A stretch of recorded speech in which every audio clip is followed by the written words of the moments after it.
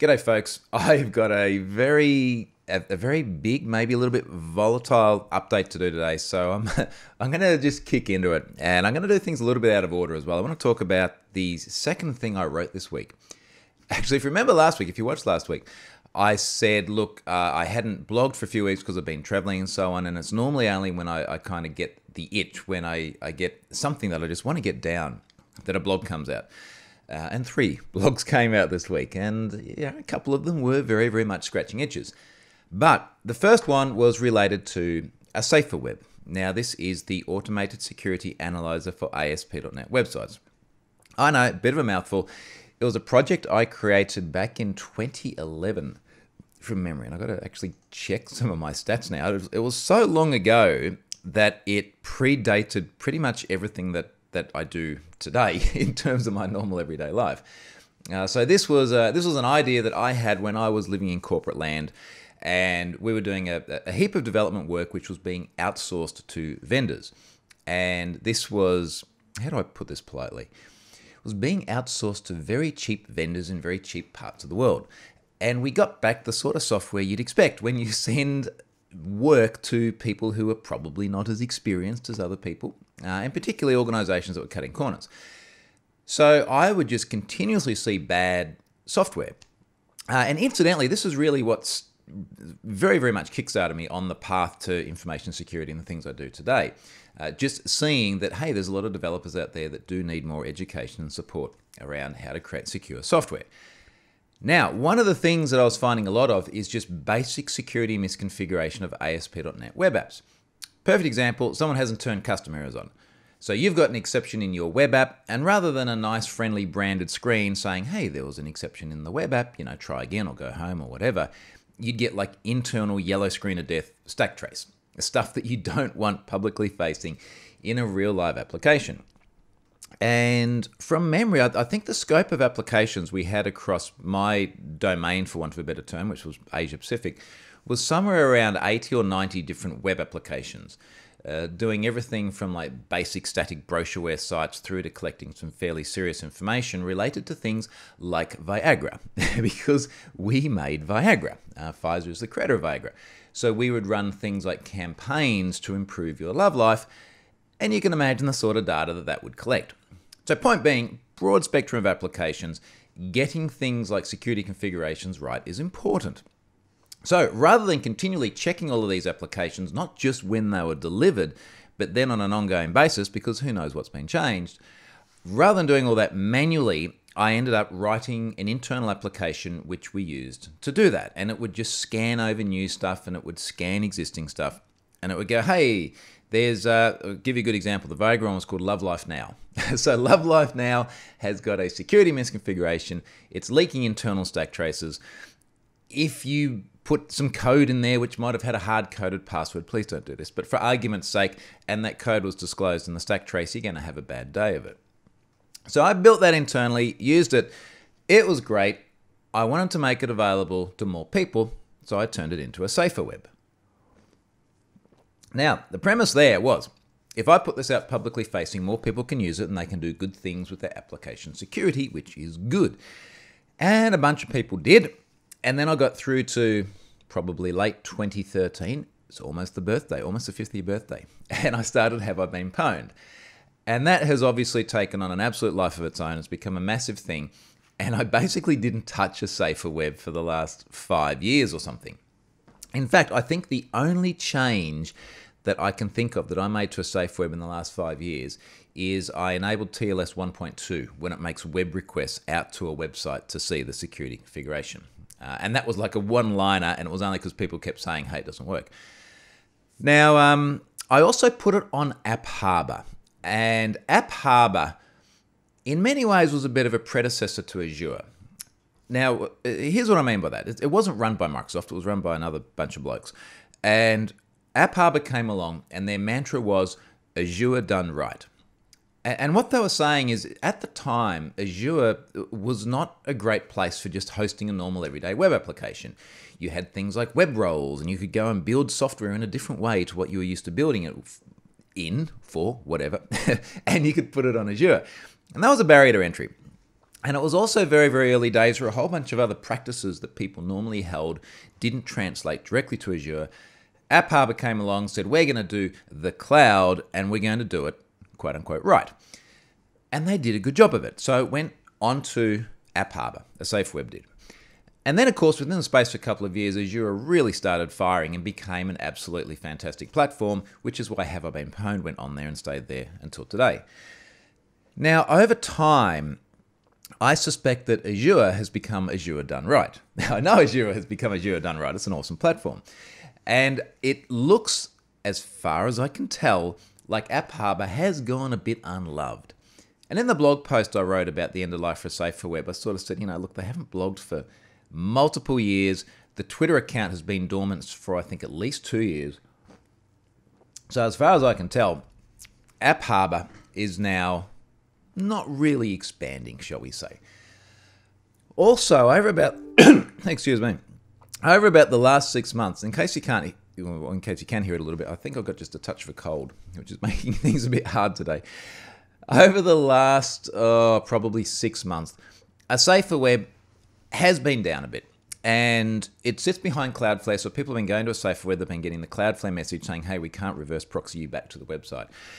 And I'd go and I'd look at the website and there's nothing obvious in the logs. I'd redeploy it. There's no major issues there. It's gone out. It seems okay. There's nothing obvious that's wrong with it.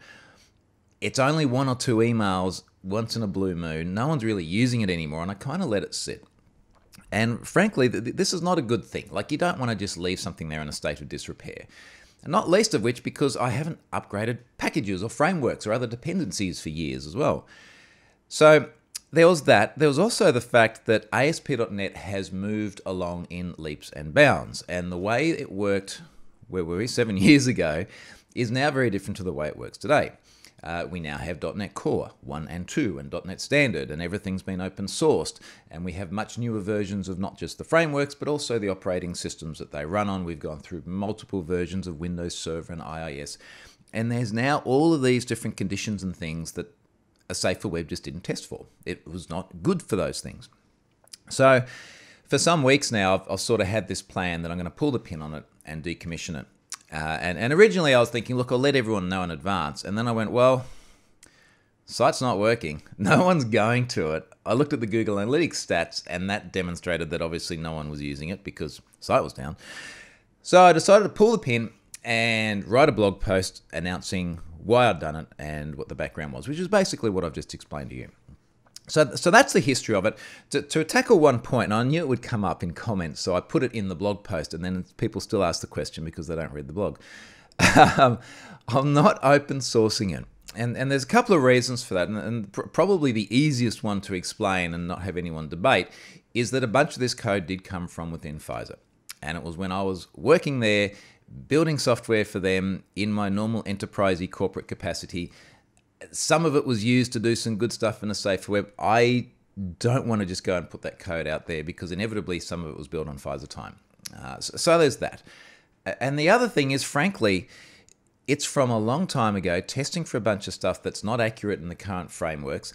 It is all a bit of a mess because it came from a bunch of different places as well. I just don't feel that there's going to be much value for it, particularly in lieu of the fact that if you go to the safer web tag on my blog, I literally explain what the tests do. So there's a lot of information out there if people do want to go and do this again themselves. And for me, this was just a part-time thing during my job at Pfizer. It's not exactly a complex piece of software. So bottom line is, a safe web's now down. I am also going to be emailing I think it was 1,700 odd people that subscribed to be able to do ongoing scans, letting them know as well. I'm going to try and do that next week.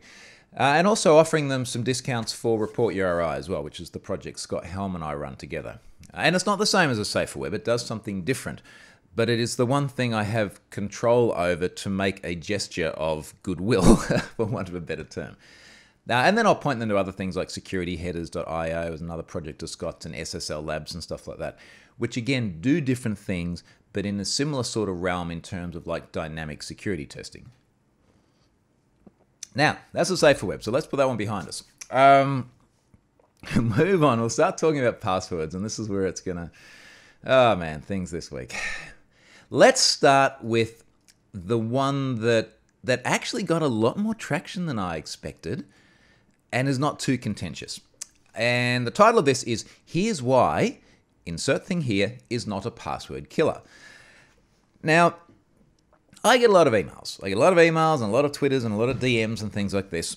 And first of all, I do have trouble keeping on top of it all. So just by the by, if you've emailed me or DM'd me or tweeted me and I've not replied, I may have seen it, I may not have, but I simply cannot take that fire hose of information and reply to everyone. So I do try and reply to everything which I think is important, or for example, if it's invitations to conferences or things like that, I try and get those replies out. But apologies if I haven't replied. That's the reason. I just can't scale like that. Anywho, I get a bunch of emails about things that people believe are password killers. So they go, hey, there are all these problems with passwords. And incidentally, there are massive problems with passwords. There's all these problems with passwords. We've got a password killer. It is going to replace passwords. Problem solved. Everyone will be happy. No, they won't be. It doesn't solve the problem. It's not going to replace them. And I want to sort of explain why. My hope as well, when I do these videos for this particular blog post, and especially for the next one, is that by explaining it as a human in my normal words and sentiment and gestures and everything, people get a bit of the emotion that's behind it. And I think that does get lost in words a little bit. So keep that in mind as we go to the next one. So the reason I'm replying like this and saying, look, it's not going to be a password killer is that the one attribute that passwords have, which nobody can argue with in terms of it being a positive attribute, is the usability. And let me explain what I mean by that. I can go to anyone who has ever been online before and say, hey, there's a registration form over there. You know, we'd like you to register, whether it be for a bank or a shopping site or to comment on cats, like whatever it is, there's a registration form. And if it says to them, you need to create a username and a password, they will know what to do because they have done this before. Some of us have done this hundreds of times before. I would argue that anyone who's been on the internet for more than a few years and is an adult has probably done this dozens of times. Everyone knows how to use passwords. Now, conversely, if we take one of the password killers, and I don't want to single any one of them out here. I was really cautious in the article not to pick any particular name. Some people have chimed in with comments and said, well, look, there's this product or that product or whatever. But as a general category, you know, let's say it's something that involves a custom app and a QR code. And some of them do. There are multiple ones that do. There are others that do it differently. But let's say it does that. And now I'm saying to someone, hey, go and register on this bank or shopping site or cat commenting forum. When you register, you need to download the app. You need to get your phone out. You need to point it at the screen. You need to start. And people are just going, whoa, hang on. All I want to do is talk about cats. Like, why do I have to go through this process? So the point here is that from a usability experience or user experience perspective, passwords are something which are very, very low friction. There's a very sort of low cognitive load required to do this. Now, people would argue that this is also part of the problem with passwords because you really don't need to think about them and people do stupid things with them. We'll come back to that in the next bit, and they're very, very right about that as well. But you can't argue with the ease of entry. Now, if I put my developer architect hat back on in terms of my days back in the corporate world, and if I was to go to, let's say I was to go to the marketing manager and say, hey, we're building this system where people can log on and get information about a product like Viagra, what I'd like them to do is, because passwords suck, when they go to log on or when they go to register, I'd like them to download the app and the QR code. It would just get thrown out. And not just then several years ago, it would get thrown out almost certainly today as well because of the barrier to entry. And the priority that these websites have is getting people onto the platform, getting them registered, getting their contact information. And then if it's something like an e-commerce site, actually going through to fulfillment, purchasing the item. We are all here, whether you're a developer, an architect, or a security pro, or the marketing manager, all here to sell products. Like, this is the entire objective of the organization. So the point is that I'm sympathetic to why they're going down that path. Now, over time, this will change. We will have other models, and we're starting to see glimpses of this. A good example is I'm talking into an iPhone 10, do we call it 10X? 10, no, It's not 10 and X. What is it? XS. Geez, Apple, could we just do it all sequentially and make it simple? The latest one, it Face IDs. So I usually authenticate to my iPhone via Face ID. Now, this doesn't mean that biometrics are going to replace passwords because I still have a fallback position. But and just to be clear, the fallback position is the PIN. So if my kids pick up the phone and look at it, I think it's about 5 times, it'll lock out and I've got to enter a PIN. So that hasn't replaced the PIN, but has changed the experience of authentication because the vast majority of times I'm using this now also very, very low friction process, arguably lower friction than entering a PIN, and that's fantastic. I think we will see other implementations come along that will gradually erode the dominance of the password. So I spoke about WebAuthn. So this is actually a standard put forward by the W3C, which will give us a mechanism of authenticating to websites using things like biometrics. And that's awesome. And maybe what we need is just 1 or 2 or 3 of the really big players to go, we're going to do this and we're going to embrace it. But we've got to get to ubiquitous browser support, which we don't yet have. We've got to get over the hurdle of the usability, and the marketing manager at, let's say, Facebook has got to go, hey, look, let's do this and bear the consequences, although inevitably you're still going to be able to authenticate with passwords and things along the same time. But you see what I mean? Like, it's going to be something that has to gain momentum to change.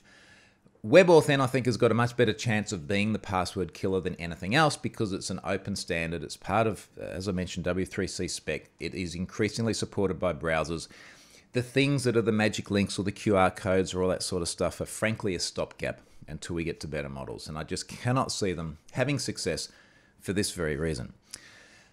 Now, the very last thing on that, and this is normally where the conversation ends up with people about the thing that will kill passwords, is I'll say, how many websites have you seen use that? And they're like, oh, no, like there's no one using it yet, but they will, it'll be awesome. Come back to me when they are. I don't think they will. I'm happy to be proven wrong because the way I'm going to be proven wrong is that it actually turns out to be a really good thing for the industry, and then that's great. I'm happy to be wrong on that. I don't think I will be. If it does, let me know. So not everyone likes that response as well. In fact, I'm looking at the comments, not the comments rather, but the block quotes in this blog post. I remember last year someone got really, really cranky with me about this. This was actually someone in Australia with the product. And it was kind of weird because it was someone in a very sort of rural area of Australia, which is where you'd have like a lot of sheep and not like a lot of InfoSec insights. So it was kind of an odd location. So it stuck in my mind. And this person was getting very, very defensive and even angry at the fact they felt that I was closed-minded by saying the thing that passwords do very well is that they're accessible to everyone.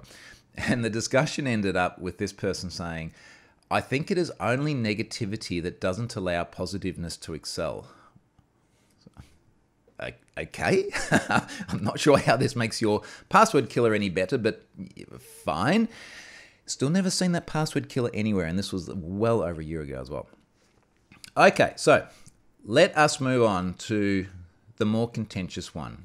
And, you know, as I said a little bit earlier on, I like these videos. I started doing these videos to try and ensure that some sentiment and some personality comes across when I talk about things like this. And I hope people keep that in mind and they at least sense the sentiment that I have and the genuineness when we're talking about this. So let me sort of start with where this began. There were a couple of news stories 2 days ago when I got up in the morning. And the first one was about HSBC. And the title here, what was the title of this? It was an HSBC issue. HSBC discloses security incident. Banking giant HSBC disclosed on Monday a security incident that impacted an undisclosed number of the institution's customers. And basically, it goes on to say that they've had a spate of account takeovers. So people who are HSBC banking customers have had their accounts taken over. There is a section of this article, and this is on ZDNet, which explains how, allegedly, I believe this is the reporter's analysis of it, how it allegedly happened. And the statement says, The security incident that HSBC described in its letter seems to fit the characteristics of brute force password guessing attempts, also known as credential stuffing attacks. This is when hackers try usernames and password combos leaked in data breaches at other companies, hoping that some might have reused usernames and passwords across services. So let's talk about credential stuffing for just a moment, because we've got to make sure that the scourge that is credential stuffing is clearly understood. So we have a lot of data breaches. There are 5.5 billion records in Have I Been Pwned at the moment. That is the tip of the iceberg, because there's a whole bunch of stuff out there that I have never seen before, or that the organisations involved don't even know about. I mean, Yahoo, there's a couple of billion records out there somewhere from Yahoo if you combine all those breaches together. Never seen those. Loads of organisations out there that, as I said, have been breached and we just don't know about it. So when you start to combine it all up together, there are, I think it'd be pretty reasonable to say, somewhere in the tens of billions of records out there floating around that are then used to see if people have used the same username and password in other services. I wrote a blog post last year about the exploit IN and anti-public combo lists. And this term combo list refers to great big lists of email address and password pairs. Between those two lists, from memory, there were well over 1 billion unique combinations of email address and password. Sometimes the same email address with multiple different passwords. So imagine now you're an adversary and you've got this list, and we'll round it to a nice billion. You've got this list of 1 billion email addresses and passwords. And incidentally, this is circulating very extensively. It won't take much Googling to find it. There would be arguably tens of thousands of people that have this list. So you're the adversary, you got this list, what are you going to do with it? Well, you would start to automate things like trying to see if the credentials work on another website. So, and I'm trying to sort of make this broadly consumable to everyone. Imagine you go to a website where you enter an email address and a password, you press login. So someone will go to that website and they will look at what the HTTP request to log in looks like. There's a form called email address, there's a form called password, you submit that, make a post request, and then you get a response back which either says, yay, we're logged in, or nay, we're not logged in. And then what they do is they automate that request and they go through the list. Now, there may be defenses and things on behalf of the organization. We're going to come back to that, but this is the basic mechanics of it. There are tools out there designed specifically to make this process easier for attackers. There are tools like Sentry MBA, which is used really extensively because it makes it easy to go through and mount these attacks against all manner of different organizations. These attacks work because they take a username and password that someone used on one service, and then they go and authenticate to another service with them. So they're predicated on the fact that we have this human propensity to reuse passwords. Remember how passwords are the things that everyone understands, and they do it badly, but everyone understands it? This is the problem that it leads to. Okay, so we've got this credential stuffing problem. Now, there was then a second story where it was about a number of verified Twitter accounts having been hacked and then leveraged in a Bitcoin scam. And the title here, this is on the BBC this time, this is mainstream news. Title is Twitter, Fake Elon Musk Scam Spread After Accounts Hacked. Now, on the surface of it, and I want to be clear here as well, like this is really just drawing conclusions based on history and evidence and the way we normally see these things play out. There has not been confirmation from Twitter, as far as I know. On the surface of it, it looks like the same sort of thing as HSBC. There are a number of accounts that have been taken over, and then in this particular case, they've been basically they've had the profile change look like Elon Musk, and they've gone, yeah, Bitcoin scam, get on board. So this looks like accounts have been taken over. Now, how are accounts going to be taken over? Several different options. Obviously, the credential stuffing option is one of them. So someone has used the same credentials in multiple places. Someone else has come along and gone, let's see if I can get in. This is the Occam's razor of how this happened. The most likely explanation is the one that probably happened. There are other options. So maybe they were phishing attacks where someone has been lured into entering their Twitter credentials to another resource somewhere, and then they've left their username and password and someone's gone and used those on Twitter. Probably also implies no two-factor authentication based on the first situation if it's credential stuffing, and on the second, although there are attacks against 2FA where you can actually challenge someone to provide the 2FA code and then enter it into Twitter straight after that as well. So there's always that possibility. There's also the possibility that there is a third-party application which was granted permissions to Twitter, which we can all do, check your app permissions, and maybe that was compromised and that posted on behalf of the other people. So there are several different options. I'm sticking with the Occam's razor, which is the most likely one, is going to be the one about password reuse. And that's what I tweeted about. And this is where the wheels started to fall off. Was this yesterday morning? It was yesterday morning. What are we at, 7th? And I said, I quote tweeted. I quote tweeted, someone actually asked a question. Someone said, question for Troy Hunt. We're seeing a lot of verified Twitter accounts getting hacked and posting scam ads. Later they say they were hacked. How do these specific types of hacks happen? They seem to be getting quite common. Now, working on the assumption it was credential stuffing, credential reuse, however you want to phrase it, I then quote tweeted that and I said, let's stop saying hacked in the news and instead start saying used a shit password instead. Now, here's where I was going with this, and this is what I want to try and use this medium to explain. The bit that worries me when we see a credential stuffing attack referred to as the service being hacked is that the focus gets deflected from the fact that there was credential reuse, and it then gets effectively pointed at the organization. So, I mean, let's take the HSBC thing. It's basically implying that there was a security vulnerability with HSBC, which is what normal people take away from that headline, and because of that vulnerability in HSBC, accounts were compromised. Makes HSBC look bad. It neglects the fact that, assuming the journo who wrote this is right, that people reuse their passwords. And what I worry about is that when we miss that in the headlines, when we miss giving the message via a massive consumer-facing channel like the BBC that account takeovers happen when you reuse passwords, I fear that we'll keep doing the same thing. So I really want to see the message highlighted to people that if you reuse credentials across accounts, this is a very real possibility. Now, this doesn't get HSBC off the hook either. It doesn't mean that they are not at all accountable for this. And I want to come back to that as well. I made some notes here because I do want to make sure I touch on the points that people raised. And here's the first one I want to raise. When people saw that tweet and what led to this blog post about, I probably should be clear what the title was, when accounts are hacked due to poor passwords, victims must share the blame. So when I made that tweet about, like, let's stop saying hacked and start really describing what happened, a number of people came along and said, you're victim blaming. Now, I want to tackle this first. I want to tackle this term because the term is very emotive.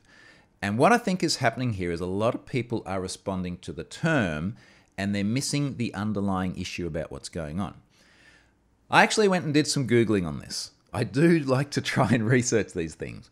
And the term victim blaming came about originally to apply to the way people are improperly treated due to race. And there was an academic background or something like that, but effectively saying, look, someone is at fault because of their skin color, which of course is reprehensible and never acceptable.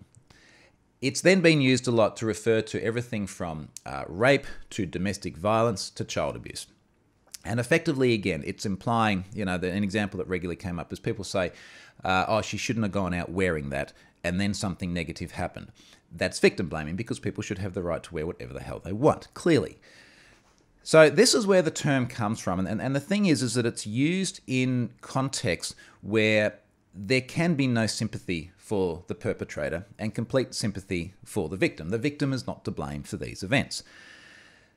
Now, what I worry about is that then people take this and they take something that's been used to describe rape, and this is where most of us go when we hear that term. This is what most of us associate it with. And then they use it to describe a password, which is a very, very different situation to sexual assault. But somehow the emotions we have when we hear that term translates through into this other issue. So what I was seeing a lot of is people either implicitly referring to the fact that this is like if you walk down the street wearing that, you're responsible. Well, no, it's not. Or in some cases, literally saying it. When I did publish this blog post, I had someone quote tweet it. And they quote tweeted and said, she shouldn't have gone out wearing that. It's like, no, this is not it at all. So I want to acknowledge the connotations that apply to that and also say that, look, I think people using that term to describe this password thing are really, really misappropriating the term, and they're using it in a way that creates an emotion which is totally undue for the particular issue here. Now, This was a post where there was a lot of consensus. A lot of people did agree with the points I made. There are a lot of people that disagreed with it as well. And I want to pick up on the points that they disagreed with because there were valid points and I respect them and I understand them. And I want to talk about them and see how this fits the narrative. I suspect a lot of this in chatting to some people afterwards was around the use of words. Now, so for example, the word blame. Now, my premise was that if someone participates in poor password practices and something bad happens, then that bad thing happened in part because of the practices they used. So we'll take the HSBC thing. If you're reusing credentials, there's a higher likelihood something bad is going to happen to you. You have this security decision to make when you create the account. Should I use the same password as everywhere else? Should I use a different one? Should I use a weak one? Should I use a strong one? Should I turn on 2FA? Should I not? Should the service offer it?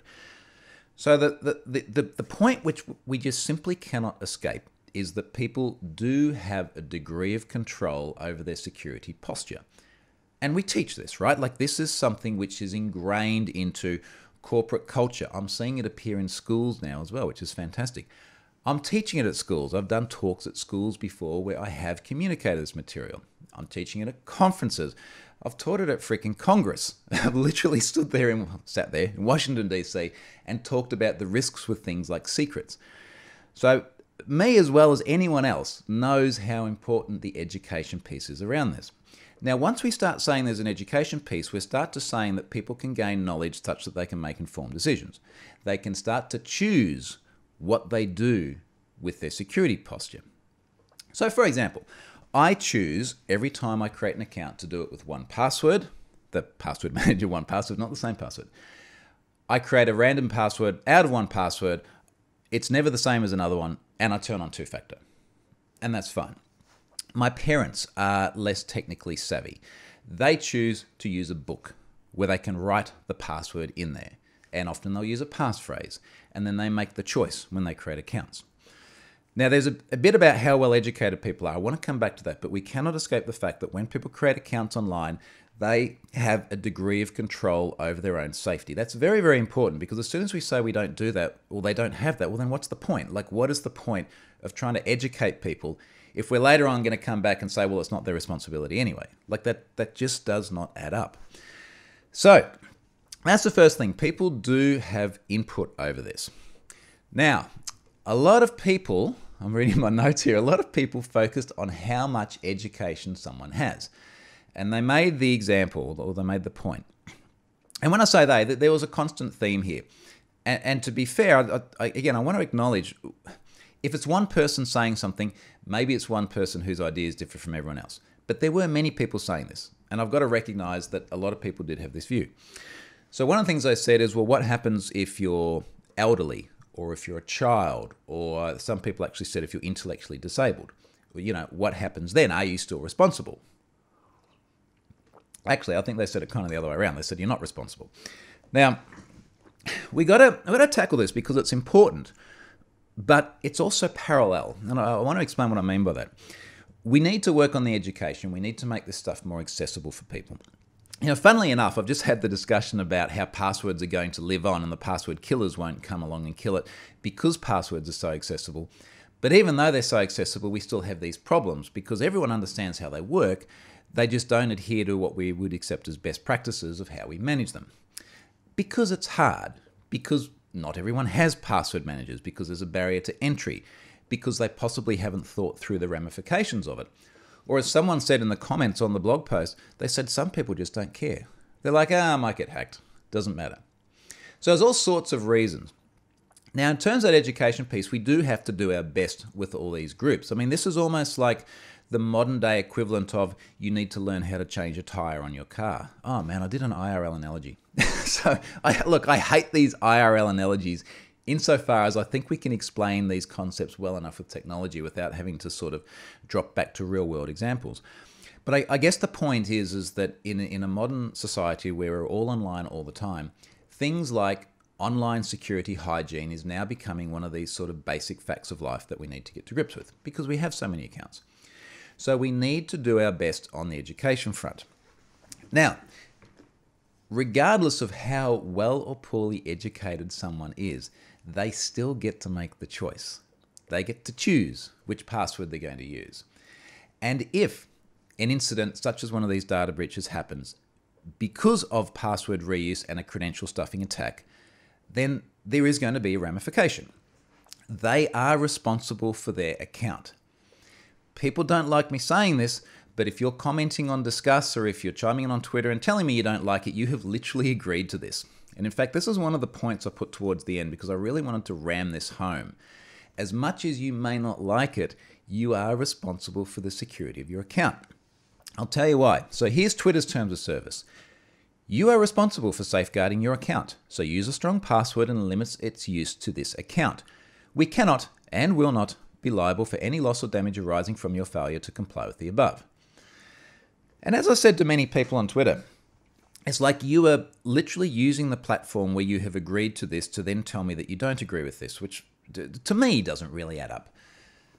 Amazon, you are responsible for maintaining the confidentiality of your account and password and for restricting access to your account and agree to accept responsibility for all activities that occur under your account or password. So if you do reuse your password and someone comes along and logs in with that password, you are responsible. This is the terms and conditions that you agreed to. Now, again, before anyone jumps on the keyboard and flames me, I will come back to the responsibility of the organizations, but I do want to establish this baseline first because it's important. Google, to protect your Google account, keep your password confidential. You are responsible for the activity that happens on or through your Google account. Now listen, I know we don't read terms and conditions. The only time I read terms and conditions was to go through and find this stuff. Like, I don't read it, you don't read it, no one else reads it. However, we are beholden to them. And if something does go wrong because someone else got our password, whether it's credential reuse or a phishing attack or you've got malware on your machine or whatever, it's still us that is responsible. Like, we cannot escape that. That's what we agreed to. Final one, before you chime in on Discuss. Discuss says, you are solely responsible for the activity that occurs on your account, and you must keep your account password secure. We encourage you to use strong passwords, passwords that use a combination of upper and lowercase letters, numbers, and symbols. Not real happy with that bit, but I digress. With your account. So basically, every one of these major tech companies, and you can go away and find the same sort of thing for most other ones as well, is saying that you are responsible for securing your account. You agree to that when you use the service. Now, let's just park that for a moment and move on to the next thing, which is the responsibility of the service itself. Many people responded to me and said, these services need to be resilient to credential stuffing attacks. Now, I agree with this. I wholeheartedly agree with this. There's a talk I do, and if you want to look it up, if you go to troyhunt.com/recorded-talks, there's a whole list of them, and one of them is around you're pwned, I'm pwned, or all pwned. And in that talk, I talk about the history of passwords. And the history of passwords goes back to the 60s, and the first known implementation of a password on a computer system was in MIT 50 years ago now. And when we think about what security and what risk looked like then, it was very different to today. Obviously, there were no connected systems to begin with. I mean, you weren't able to sit at home and log into MIT's supercomputer. We had one system, so there was no password reuse. Password reuse was really easy in the 60s. It's like, there's one system. There's nowhere else to reuse it. No social media. So you couldn't have this sort of situation where it's like, well, I put my dog on Facebook and then someone figured out the year I went to college and the dog's name and, now I've got problems. So that didn't exist.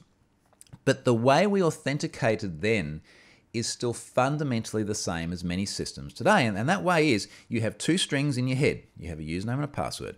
And then there are two strings in the computer system. And if the ones in your head match the ones in the computer system, good job, you get to log in.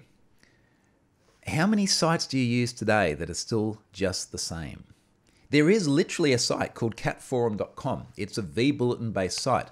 This is how vBulletin works. You have the two strings. If the two strings match, you're in. There is, for all intents and purposes, no real credential stuffing defense on a service like that. Now, nothing in place. They will have things like account lockout. But account lockout is like, I made 5 attempted login requests to this account. They were all wrong. Now I'm logged out. Well, you've got a list of like 1 billion accounts.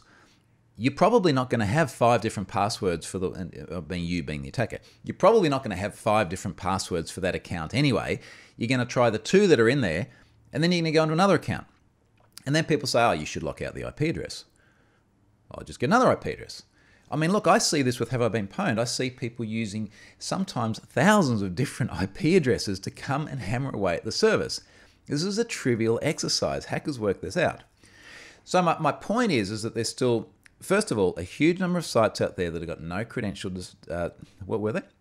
Credential stuffing defense at all. So let's then talk about some of the techniques that organizations, are using to try and protect against things like automated credential stuffing. So one of the implementations is things like anti-automation. I'll give you a great example of who I really like in terms of the way they do this. If you go to Unify, that's unifi.ubnt.com, you get to Ubiquity's login page. And Ubiquity uses Google's implementation of invisible reCAPTCHA, which is anti-automation, which when it works, and here's the caveat, when it works, is meant to stop bots from doing things like automated credential stuffing attacks. That is a freely available thing that you can use that is low-hanging fruit that's going to knock out a whole bunch of services that try and do this, but they're not foolproof. Let me give you an example of how I know it's not foolproof. I remember, it's one of these moments where I remember where I was. Earlier this year, I was actually in Seattle for the Microsoft MVP and Regional Directors meeting. And a company called me up, let's just say from the other side of the world. And they said, look, we need some help because we are getting absolutely hammered by a credential stuffing attack at the moment. And I was kind of curious. I was like, okay, well, so what sort of rate are they sending requests at? And incidentally, the reason they wanted to speak to me is they said, when we look at these accounts, we're seeing these accounts in Have I Been Pwned. You probably have the list that they have. We're trying to understand more about it. So I asked the question, so okay, well, what sort of rate of requests are you seeing? Because my first response was going to be, look, just as an easy off the bat one, go and drop some anti-automation in. And they said, well, there's sort of one request roughly every 10 seconds. I was like, really? Like that doesn't seem very fast. And what transpired is they said, look, this is someone sitting at a keyboard trying to authenticate to accounts. And what I remember really, really clearly, because I thought it was quite funny at the time, they said, we even know this person's work patterns as like they start at 9 o'clock in the morning and they go through until 5 o'clock and then they knock off and go home and see their wife or kids or something like that. And it was literally a person sitting at a keyboard. And something like anti-automation isn't going to stop a human from entering credentials into an account. So I wanted to sort of make it clear that there are defenses like that, but it can also be very, very hard. We're seeing companies like I mentioned Shape Security. That's a company I've spent some time chatting to in the past, and they do some really, really super cool stuff with very, very full-on anti-automation and credential stuffing defenses. They look at a huge number of different attributes of a request, of an account, of anything they can get their hands on to try and establish legitimacy to reduce the prevalence of credential stuffing. None of these services are ever going to say, we kill it 100%. Not without doing something that people are really, really not going to like to use as a user. But they can have a massive impact on that. Another good one is pwned passwords within Have I Been Pwned. This is the list of 517 million different passwords that are in Have I Been Pwned that any organization can either download for free or use by hitting an API on the service. And what it does is it says, look, we have seen these passwords in previous breaches. They are going to be much more likely to be part of a credential stuffing attack in the future. Let's either block people from using them, tell people they really shouldn't use them, or maybe a combination of the two, but maybe we'll also only do it if the password's been seen like more than 100 times, because we've got a prevalence next to each one. If you log into GitHub, you'll see this in action. So try to create an account for GitHub using a password which has been seen in pwned passwords before. Go to haveibeenpwned.com, go to the passwords link, enter something which looks relatively strong in terms of character composition rules, but you know is going to be in there, like my safe password with a capital M and an at instead of an A or something like that. And you'll find it in there. So there's something like that as well. Very blunt instrument. It's a very, very basic tool, but it is effective because this uses the same lists that a lot of people are using for credential stuffing attacks. GitHub uses it. EVE Online, the massive multiplayer game, uses it. I see, Actually, I wonder how many requests I see now. I was just going to say I normally see about 5 million requests a day to pwn passwords, and I actually haven't looked at this for a while. So I'm going to pull this up while I'm sipping my coffee, because it'd be kind of interesting to see. Yeah, we're tracking 5 to 6 up to almost 7 million requests a day, still hitting pwn passwords. So the point I'm making here is that there are many different implementations which websites can use to be more resilient to the problem. Many websites don't use anything at all. They are still just matching the two strings. Increasingly, the larger websites, everything from the banks to the e-commerce platforms to the social media platforms, are using some, maybe all, of the technologies that I just mentioned before. So they're getting better at it, and they have to get better at it because they are also responsible for protecting people's accounts. Now, let me quantify exactly what I mean by that. I've got a quote here from the FTC. So the FTC in the US said, if customer data was put at risk by credential stuffing, then being the innocent corporate victim is no defense to an enforcement case.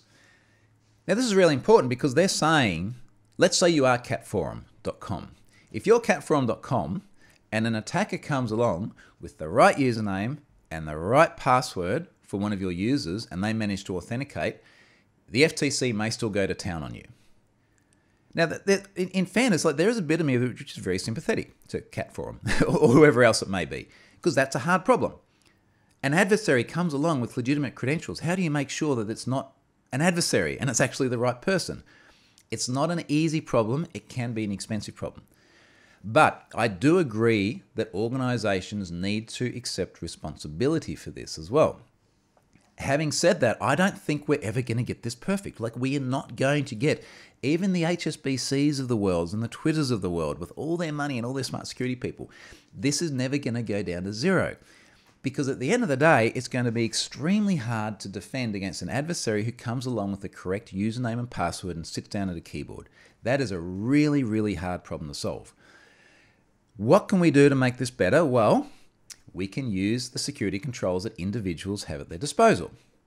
Not using the same password, using a stronger password, 2FA.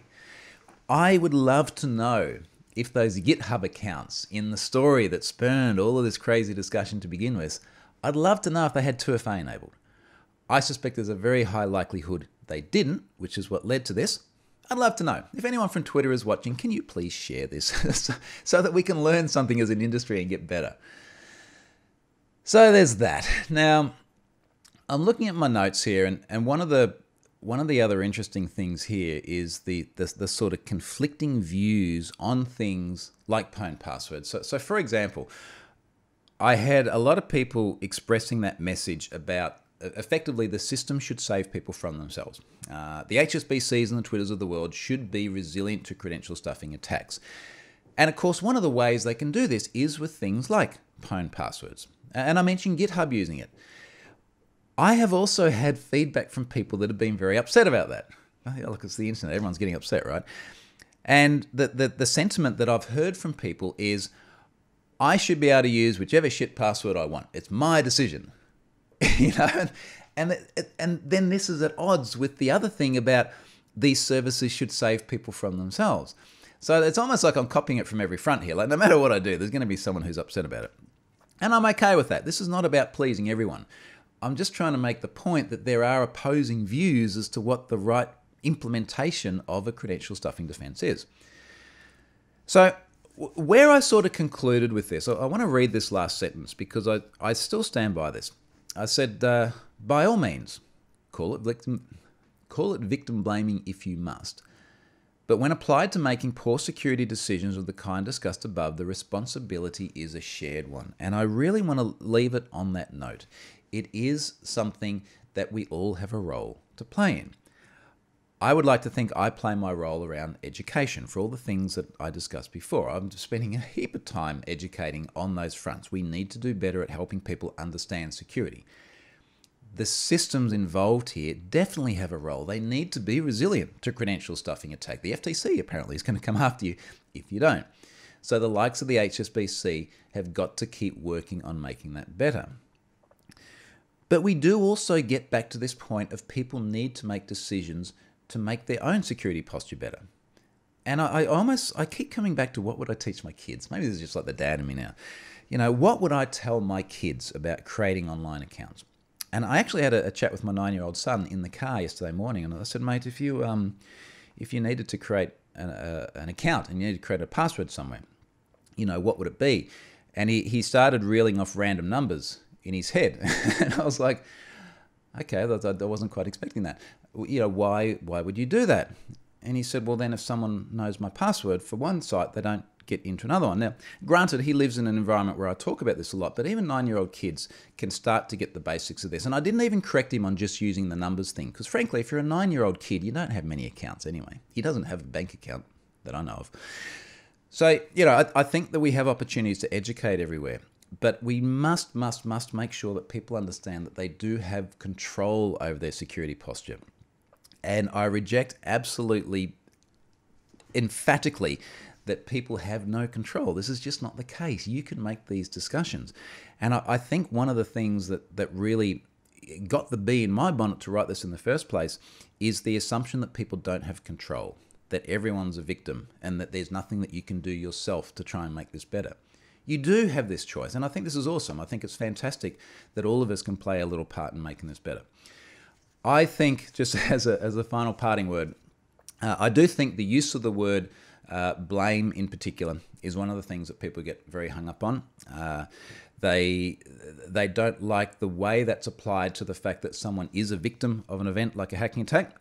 And I do apologize if anyone perceived it that way, because it's sort of not to say, look, it's your fault. I want to just continue to come back to this point of there is something that we can all do to make this better.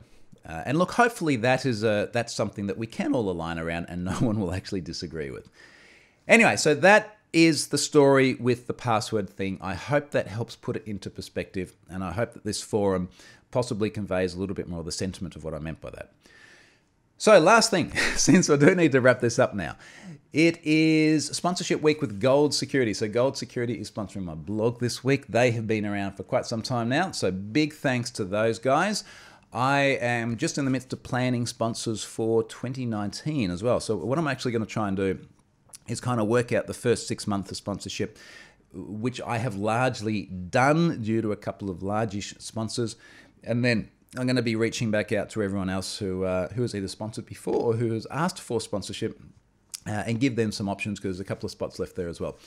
And I'm going to try and keep getting better at how I do that model. It does work fantastically. I hope everyone enjoys not seeing traditional ads and trackers and all that sort of stuff that nobody really likes. And then you'll see some brand new sponsors come 2019. So thank you very much for watching. I know this went on for a while. I really hope I did justice to trying to explain certainly the sentiment behind particularly that last post. Thank you very much. I will come back next week. See ya.